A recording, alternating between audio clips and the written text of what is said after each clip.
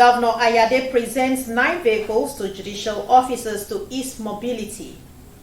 State governor advises youths to make sacrifices in order to achieve success in life. Plus, President Muhammadu Buhari sues for love and patriotism as Christians celebrate Easter. Details and more in just a moment. Good evening to you and welcome to the news. I am Justina Etam. In a bid to cater for the welfare and ease mobility of judicial officers in Cross River State, Governor Ben Ayade has presented 9 vehicles to the state's judiciary at the governor's office, Calabar. Paul Abel reports that the Chief Judge of the state, Justice Akun Ikweme, received the vehicles in appreciation to the governor. The judiciary is one of the 3 arms of government and needs independence to be able to dispense justice without being corrupted. Governor Ben Ayade describes the Nigerian judiciary as dependable and reliable, which has given hope to the common man, and as such, the cars befit their status. Cross River State government is committed to improve the life and lifestyle and comfort and security of our judicial officers. Because since Justice Akon Ikweme came on board, I have seen rapid improvements. The rate of turnover of cases has gone up so much. The Chief Judge, who received the keys to the vehicles on behalf of the judiciary, promised to continue in the dispensation of justice. We have new judges and you have thought and deemed it fit to give them these cars. We thank you very much, and on our side we will continue to work for the betterment of the state as far as justice delivery is concerned. The vehicles will be distributed to new judges in the state judiciary who were sworn in a few months ago.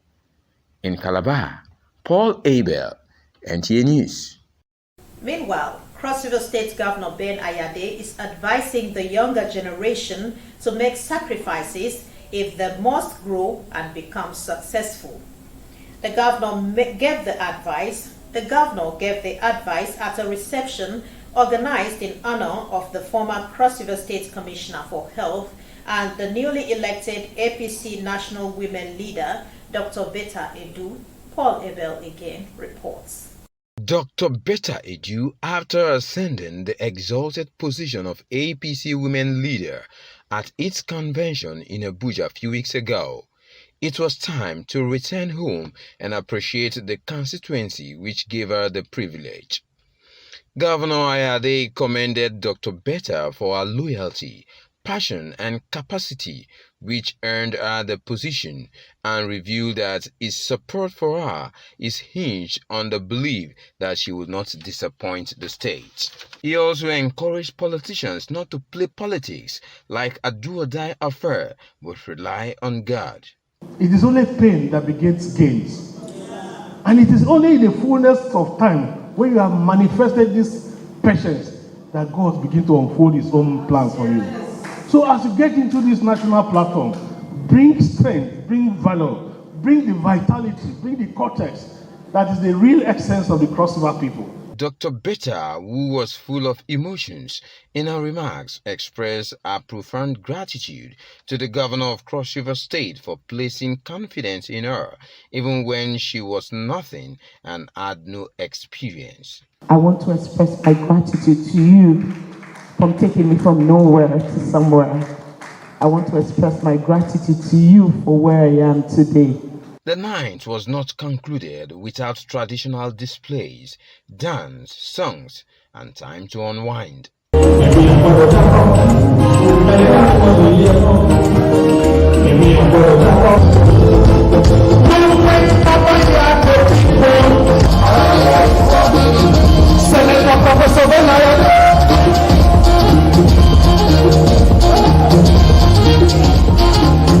In Calabar, Paul Abel, Nta News. And away from Government House, President Muhammadu Buhari has enjoined Nigerians to continue to show love to one another eschew hate, and be patriotic for the greater good of the nation. The president said this during his 2022 Easter message, where he expressed hope that Nigeria will soon overcome the security challenges plaguing the nation. He described this year's Easter celebration as unique, noting that it culminates the 40-day season of Lent for Christians, which promotes abhorrence of injustice, giving of alms, and repentance of sins similar to values that apply to the Muslim faithful. President Buhari also said, as Nigeria approaches another electioneering year, Nigerians should be guided in their utterances and actions. Ahead of the next conference on climate change scheduled for Egypt, Vice President Yemi Osinbajo is advocating climate justice for Africa, noting that a just transition would mean more energy and must include ending global energy poverty. Vice President Yemi Osinbajo stated this at a virtual event on climate finance, themed Climate Finance, a just, equitable energy transition for Africa, organized by the Atlantic Council, a non-partisan organization that galvanizes leadership and engagement to shape solutions to global challenges. The Vice President, who noted that Africa is already seeing the investment rules limits the technology choices of African countries in ways that do not apply to wealthy nations, noted that climate justice must include far greater support for countries with greatest needs and who contribute the least to global emissions. Osinbajo says every nation must have enough energy to build resilient infrastructure, deliver essential public service, and provide the cooling and air conditioning to withstand a warming planet. On Nigeria, the Vice President noted that the country remains committed to the net zero emission by 2060, but would require the support and partnership of other stakeholders. Let's take a quick break for now. We'll be back shortly with more stories. Please stay with us.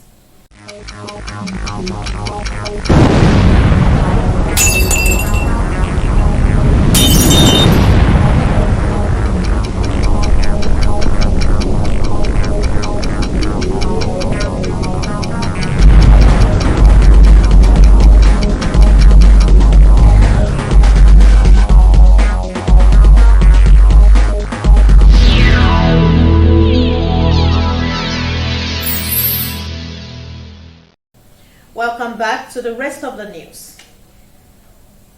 The Senate has approved the revised 2022 fiscal framework with an increased budget deficit from 965.42 billion to 7.35 trillion.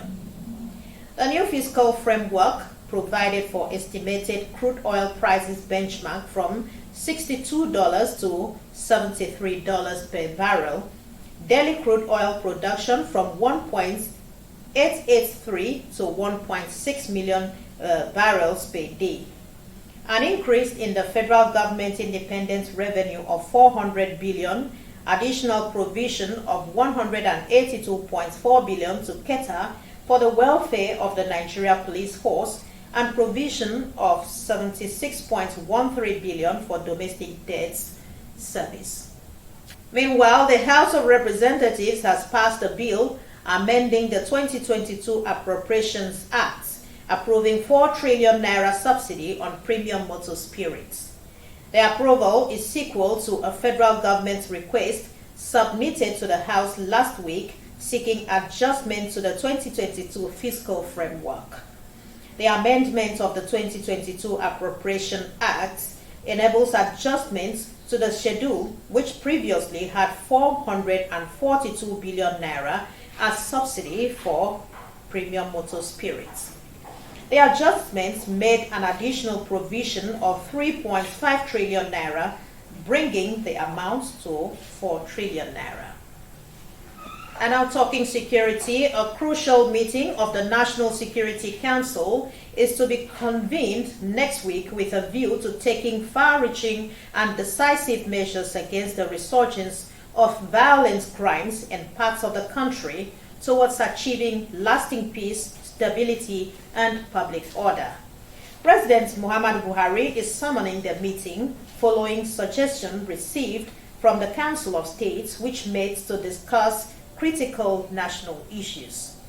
State House correspondent Adamu Sambu reports that the Council, which also deliberated on National Honors Award, as well as the forthcoming National Population and Housing Census, ratified the grants of presidential pardon, clemency, and mercy to 159 Nigerians.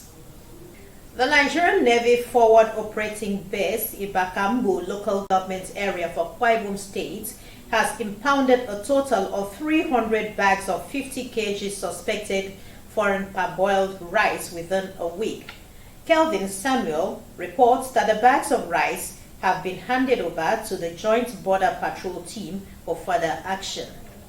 Handing over the exhibit to main of the Joint Border Patrol, the commanding officer, Forward Operating Base, Ibaka, represented by the Base Operations Officer, Lieutenant Commander Samuel Oluwakere, noted that the smugglers on sighting the Naval Patrol team jumped into the creek and abandoned the boat containing 230 bags of 50 kg rice to escape arrest. He warned all criminals operating in the area to stop the economic sabotage or be ready to face the law, as his men are out to ensure adequate security of the waterways. So as much as these criminals would not stop to operate in the waterways, we would also not stop to make sure that we catch up with them and arrest them and hand them over to necessary prosecuting agency. We'll do the rightful thing by taking the consignment to Calabar government warehouse, where it will be kept there for safe custody. The Forward Operating Base had on Friday, April 8, handed over 70 bags of 50 kg foreign parboiled rice and 2 suspects to the Joint Patrol team, making a total of 300 bags within a week of operations. From Ibaka, Mbo local government area of Akwa Ibom State, Kelvin Samuel, NTA News. And still dwelling on security, the spate of insecurity in Nigeria could be curbed when welfare of members of Nigerian police force are improved.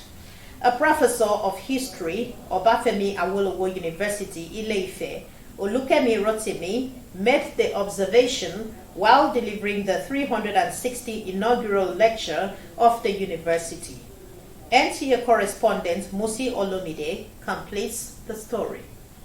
Delivering the inaugural lecture titled The Odyssey of a Historian of the Police, Professor Olukemi Rotimi of the Department of History, Obafemi Awolowo University, Ile-Ife, chronicled the good, the bad, and the ugly side of the Nigerian police force from independence till date. My focus was on the then known native authorities with local police forces that existed in the whole of the different northern region and part of the western region. From quite early colonial times, slow independence, and the advent of security rule in Nigeria. He touched on many topics, ranging from the agitation for state police to the challenges currently faced by members of the force, and came out with solutions to these age-long problems militating against the nation's policing system. There should be increase in personnel, and the welfare of the other ranks must be taken very seriously.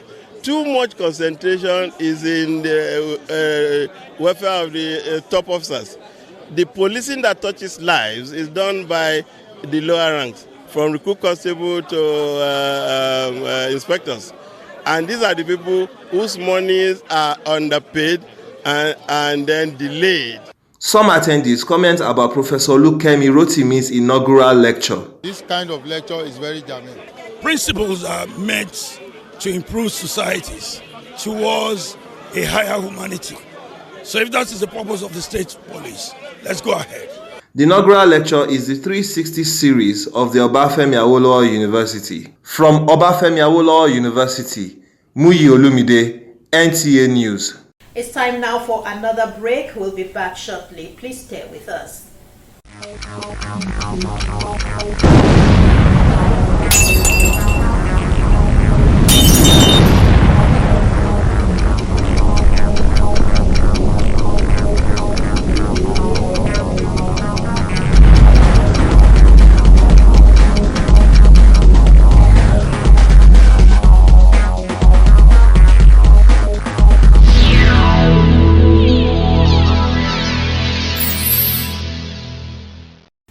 glad to know you're still watching. The Imo State government says necessary measures are being put in place to combat trafficking in persons in view of the dangers it is posing to the society. The Commissioner for Women Affairs and Vulnerable Group, Nkechinyere Ubu, said this at a workshop to sensitize operators of orphanage homes and other stakeholders in Owerri. Faith Igwilo has the details. The cases of trafficking in persons have in recent time reached an alarming situation. Stories of stolen children now dot the media space at regular interval. It is against this backdrop that this seminar, organized by the Imo State Ministry of Women Affairs and Vulnerable Group, is being held to chart the way forward in the fight against all forms of trafficking in persons. Nkechugu is the Commissioner for Women Affairs and Vulnerable Group. What I want them to know is that it's not all on financial basis, because a lot of people got into this thing like it became a business. It's not. They started as a charity organization trying to help, and now they've turned it into a making money. The Imo State Commander, National Agency for the Prohibition of Trafficking in Persons, NAPTIP, Ernest Ogbu, and other stakeholders in their lectures condemned the use of orphanage homes as baby factories. Training is to equip participants, particularly operators of orphanage homes and social workers in Imo State, with requisite knowledge about what they need to do as operators of orphanages. Do your work. Be law-abiding. Some participants applaud the effort of the ministry in organizing the workshop. I'm taking home in the first place the duties of the home operators. They have at least told us where we are going wrong. High point was the presentation of certificates to the participants by the Women Affairs Commissioner. In Owerri, Faith Igwilo, NTA News. The introduction of an ICT center in a local government area of Akwa Ibom State is likely not to only enhance digital literature and education, but it will also expose the rural community to the world. This is the reality made possible by the federal government through the Ministry of Niger Delta Affairs, who built and equipped the center as well as renovated other projects to improve on the lives of people in the Niger Delta region. Correspondent Evelyn Badu Ekpo reports.